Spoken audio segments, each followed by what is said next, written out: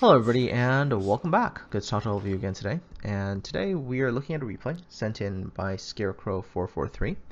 And of course in the next little while, hopefully I'm going to be doing a little bit more replays because I want to have a slightly different way of doing replays than I did before.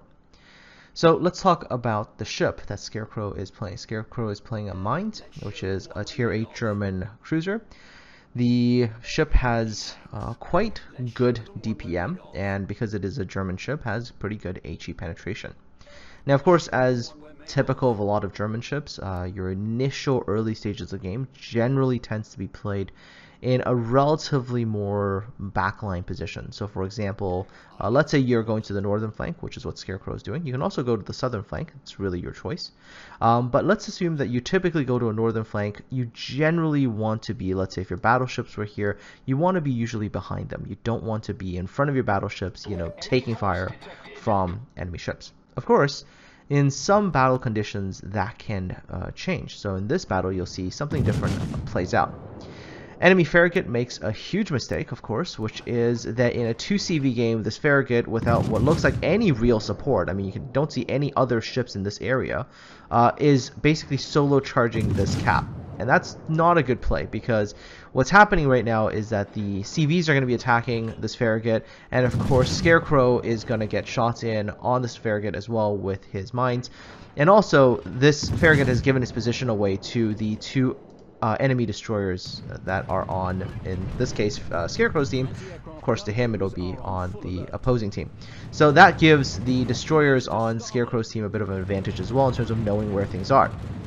Furthermore, the complete lack of enemy team ships on sort of this area at all, you don't see anybody really there. You're generally seeing a bit of a movement towards the south, by their team.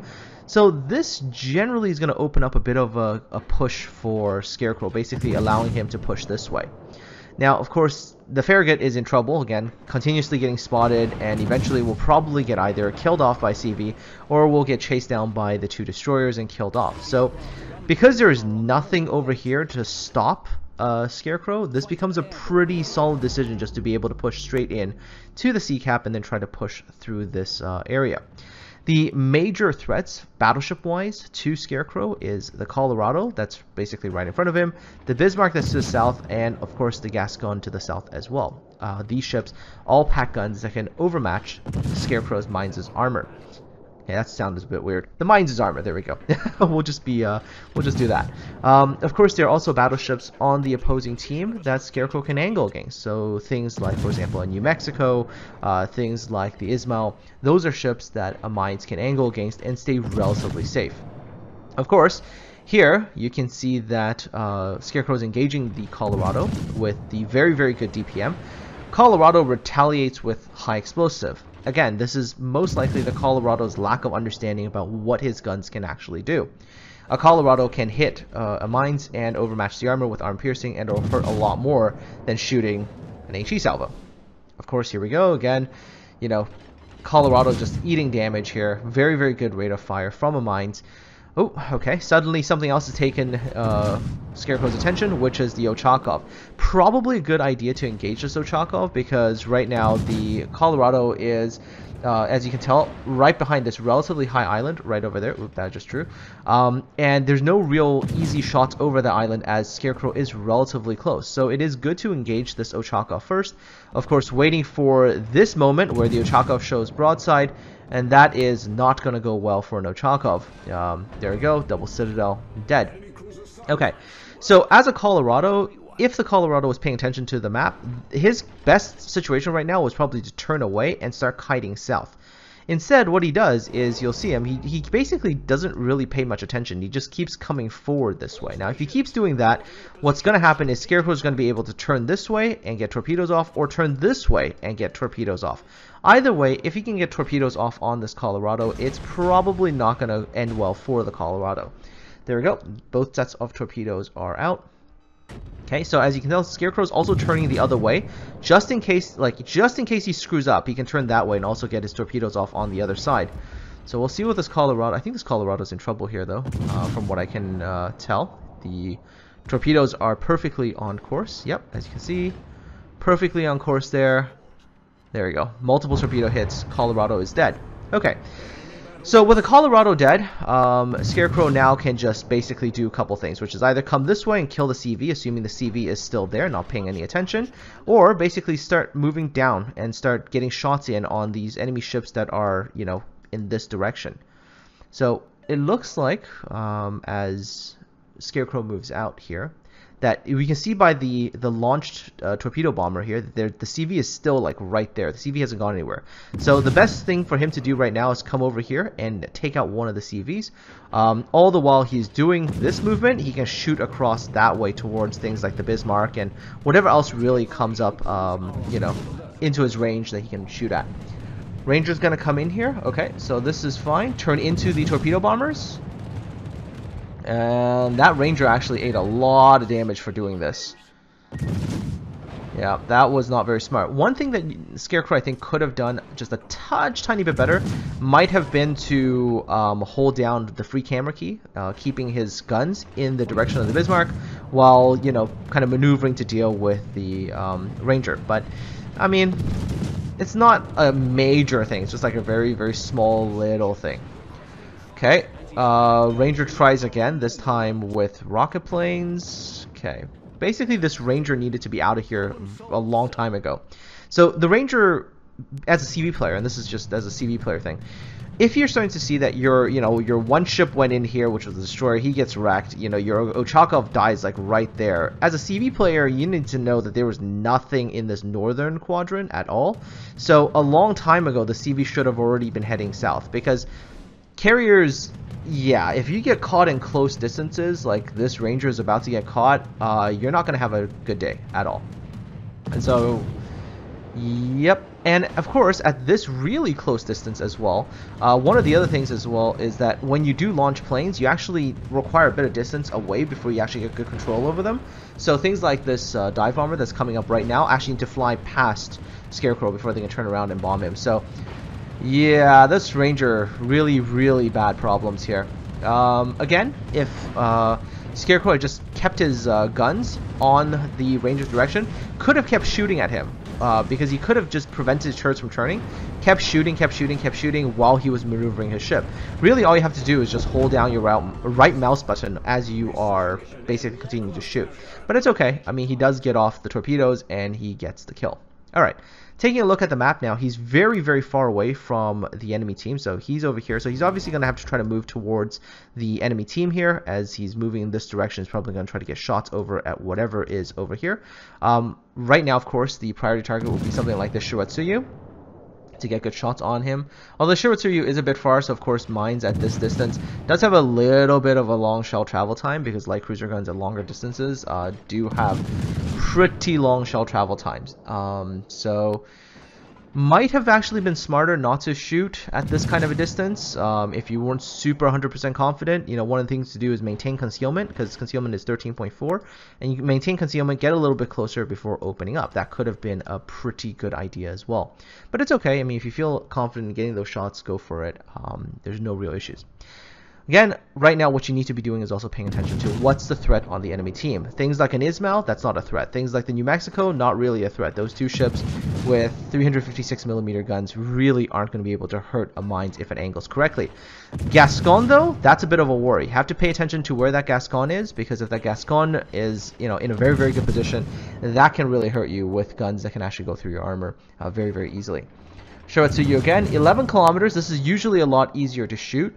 Although judging by the first two salvos kind of whiffing a little bit, you know, this is where I would support, again, the use of Nomogram's crosshair, because Nomogram's crosshair allows for relatively more reliable first salvo accuracy, and that's very, very important when you're engaging things like a destroyer. Okay, so this is a very good engagement here. Against an Ismail, Ismail is not going to do well against the Mainz, because what a Mainz can do is simply angle in towards the Ismail and then just rush and then get torpedoes off, because the Mainz is covered in mostly 25mm plating, which when angled correctly, Ismail's guns don't do anything just to the ship at all. So realistically, what could have happened is, I would say, have angled in towards the Ismail like that, and then while you're closing the distance towards the Ismail to go for those torpedoes, actually start laying down fire across. Sorry for my arrows. I can't draw arrows at all to save my life. But as you're closing the distance here and angling against that, just to shoot this Gascon. Because the Gascon's the real danger, right? Ismail, not so much. And Ismail, if it closes the distance with you, unless it gets onto like a perfect salvo on the side, whatever, to do huge damage. Otherwise, the closer you get as well with the mines, the less effective this strategy really becomes, because mines also does have turtleback armor. So yeah, I mean, see, in this kind of situation, I would say, yeah, I would angle this direction and then get this set of torpedoes off this way. This allows you to stay angled. Oh, that was a little bit of a fast drop. When you're dropping torpedoes, you have to be considerate of what's actually happening, right? Ismail is going this way and increasing speed after the turn, so you have to lead your torpedoes a little bit further than the gray line because the ship is going to be increasing speed as it goes the other way. Still, luckily, not the fastest BB in the game, so the Ismail does eventually eat the 2 torpedoes to the rear, still dies. New Mexico, same idea, 356mm guns. It would have been much better to just like kind of angle in and aggressively charge down the New Mex while getting guns over on the Gascon. You have to really be cognizant of where the major threats are. Of course, I think the Gascon is actually quite busy as well, trying to fight off an Arizona. So this is actually perfectly fine as well for Scarecrow to be engaging on the New Mexico. But in sort of maximum optimization, if that's what you're looking for, it would have been better to do the other thing, really, which is to kill off the Gascon before worrying about the New Mex. Because the New Mexico against an angled mines won't do anything. So as long as you can keep this kind of an angle, like, you can see the HP reduction is very small. It's just not much is happening here. Realistically, right now, if the enemy CV came to help, that might be a viable thing to kind of turn the mines around. But yeah, again, maybe a tiny bit hasty on the torpedoes, but it's okay. New Mexico being kind of, again, a slow-ish battleship, going only 20-something knots maybe in this situation. It's okay. You can kind of shoot gray line if you feel like you're going to get them. So there we go. So all in all, regardless of, you know, the decisions at the end, which even though I think, you know, maybe it would have been better to do this, you know, like for example, shooting the Gascon before the New Mexico and the Ismail, Scarecrow does really, really well. Already in excess of 230,000 damage. And of course, a little bit more damage to be gained as well over here because the Furious is also caught. Anyways, all in all, Scarecrow's movement was pretty good. You know, went north, saw that there was very little enemy opposition, decided to push right through, came down, you know, came down this way, killed the Colorado, killed the Ochakov, right, that was good, came over here, killed the Ranger, and then moved, you know, this way to deal with the enemy BBs, whatever, that were trying to come out of the ACAP. So all in all, very, very good movement. Still, there are some small things to work on. Things like, you know, prioritizing the more threatening battleships while, you know, angling the ones that you know you can angle against, right? So really trying to maximize the capabilities of your ship. Anyways, if you guys have thoughts about the format of this type of video, whether you like to see replays done this way, let me know your thoughts in the comment section below. Of course, if you have a replay and you think that, you know, it's something that I want to look at, or, you know, you might want me to maybe critique, you can ping me on Discord through a DM, and you can send me the replay there. Anyhow, this is the final results screen, so as you can tell, that's quite impressive, right? 273,000 damage, it's high caliber, there's a Kraken, there's a Confederate, a couple of dev strikes in there, a defense expert as well, because, you know, able to shoot down a whole bunch of CV planes, that's always nice. Over 1 million credits earned. Of course, that's relatively easy these days with the multitude of flags that you can equip. Good experience gain as well. So, you know, again, depends how many flags you equip, that could impact things. But this is the impressive number, 3,700 base experience. So, you know, that's a lot. You know, anytime you can see over 3,000 base experience, it means you really you know, sort of contributed a lot to your team in terms of damage dealt, you know, ships killed, etc., etc. So overall, a fantastic game for Scarecrow's Mines. Take a look at the other stats as well. Let's take a look at the damage done. 82,000 damage from the high explosive shells, 72,000 from AP. So it's, you know, with the German ships, you sometimes do want to switch between your AP and your HE shells. 81,000 damage from the torpedo, so that's quite incredible. Even 10,000 damage from the high explosive secondaries. 26,000 from fire damage. Overall, just a solid amount of damage as well. In terms of damage received, relatively, numbers that not insane. Credits earned, 955,710 with the premium account, and without it would have been 620,000. Anyways, folks, I hope you enjoyed this video.